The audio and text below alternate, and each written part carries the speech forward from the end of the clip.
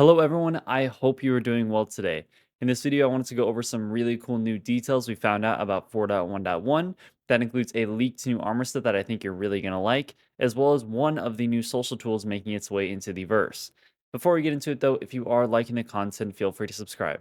I have channel memberships open if you want to go the extra mile, and I'll have a link to the community Discord down below. I would absolutely love to have you there. Besides that, let's get into even more 4.1.1 news. So, first things first, I wanted to take a look at this brand new armor set that was leaked just a little bit ago, that being the new DCP Heavy armor set. Now, this is the description of this armor. This set features easy swing joints that provide freedom of movement in the heat of battle, and was crafted with a multi layer shock absorbing shell that helps its wearer shake off the hardest hits. Now, even though we don't have any visual confirmation yet, I'm almost entirely positive that it's the armor set that we have on screen right now. This armor set was first shown off last CitizenCon, and in my opinion is super sick, especially with the variants with camo on them. Now, this set, like all armors, doesn't have specializations yet, but that will come when we get Starwear, which, by the way, will be the main topic of my next video on Saturday, so keep an eye out for that. Now, when we do have Starwear and specializations, this full armor set will not let you get knocked down by small arms fire. It is unclear how you could obtain this armor or if it's even going to be in 4.1.1, but I suspect you'll be able to get it through things like Wicklow or just a high-end loot area like Hathor. Regardless, again, I think this armor set looks absolutely amazing, and especially with the camo variants, I just can't wait to see that. Again, this is a leak, so it might not even come in 4.1.1, and we still don't technically have confirmation that it is this armor set. I'm pretty sure based off of this part in the description where it says shock absorbing shell that helps its wearer shake off the hardest hits. I think that basically not only describes the visual of this armor, but the specialization of it as well. So pretty positive that it is this armor set, but hopefully we will see this in 4.1.1. Regardless, it should be with us in the near future.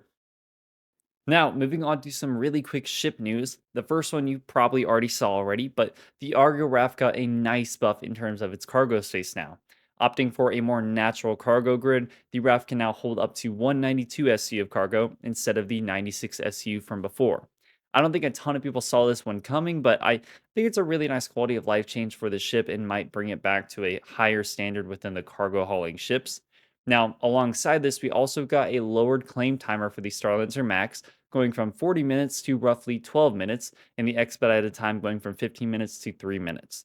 I'm sure Starlancer owners will really appreciate this. I'm not sure why this was so long beforehand, but it's good that they got that timer lowered a little bit, at least while we're still in the alpha stages where your ships blow up like all the time for no reason. So that's a nice change by itself. Moving on to the main news of this video, we have our very first change to the comms app in the Mobiglass straight from the social panel at CitizenCon last year. This new change syncs Spectrum and Star Citizen's chat together, so you can now communicate through party chat in either or. As of right now, though, this is only accessible to Evocati, and the announcement was to Evocati only, so not a ton of people saw it, but I suspect it will roll out to everyone else in the very near future. Now, arguably, this is not the most important change by itself compared to all the other social tools, but is an excellent step in the right direction. Now, personally, the reason why I am most excited for this is not actually because I'm going to use it or anything like that. As a matter of fact, I don't use Spectrum basically at all outside of just scrolling and looking at posts. But I can see how this is a very fundamental aspect of getting all the other social tools in that really matter, like the new party finder system, the organization stuff. All of those are going to sync across Spectrum and Star Citizen. And I assume them implementing this first step is going to help them a ton in implementing those other social tools. I was also really excited because the post that they actually made about this new feature also reinforced the fact that CIG is making some decent progress on these social tools. This is a quote from that post. Over the past several months, our team has significantly ramped up efforts towards this endeavor. Today, we're excited to roll out the first step, cross platform synchronization between Star Citizen and Spectrum, now available for Evocati testing in the current PTU. Now, I don't want to read too far into what CIG is saying here because naturally I think that's a pretty bad idea to do across the board with what they put out publicly. But I do want to pull out two things here. The first is that we're actually seeing some of those new social tools in the game for 4.1.1. Yes, it's a very small sliver of it, and it's not really the most important part of those social tools, but it is a fundamental change and it will probably lay the groundwork for all those future tools. Now, this next point might sound a little sad, but this confirms that CIG is actually working on these new social tools. They are actually in current development.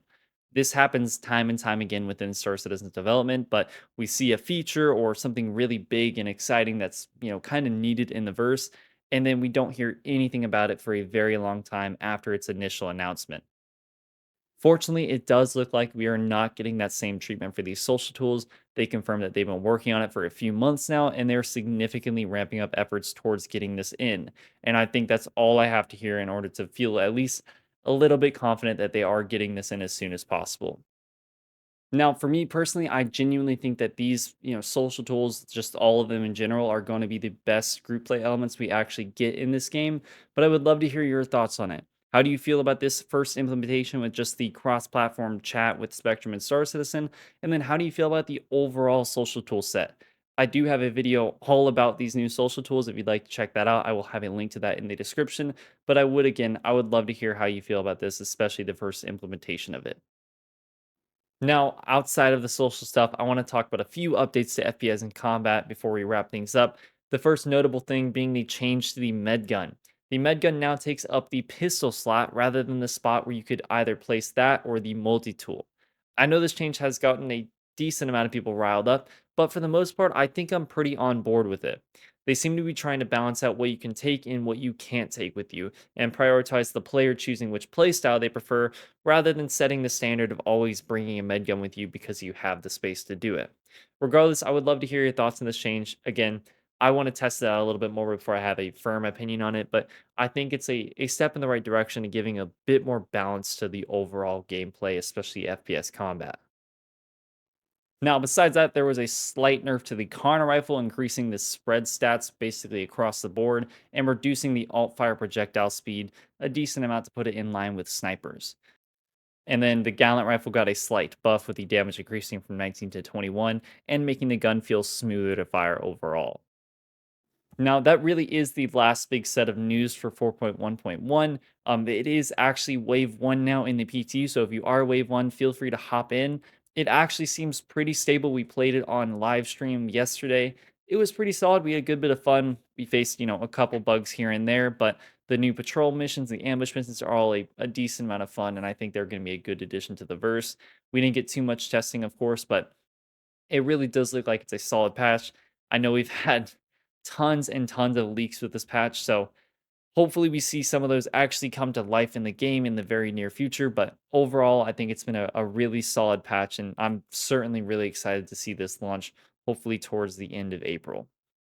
Now, besides that, that's really all I have for you today. I really do appreciate you sticking around to the end. I know we've been talking a ton about 4.1.1 stuff, and don't get me wrong, I am excited for that patch, but I want to keep it fresh around here. So, like I said before, we will be talking about Starware this Saturday, everything about the specializations, just what Starware is and how it's going to change your game. Generally, just excited to have that conversation and get that started. But besides that, once again, thank you so much for being here. I hope you have a wonderful day, and I will see you in the next video.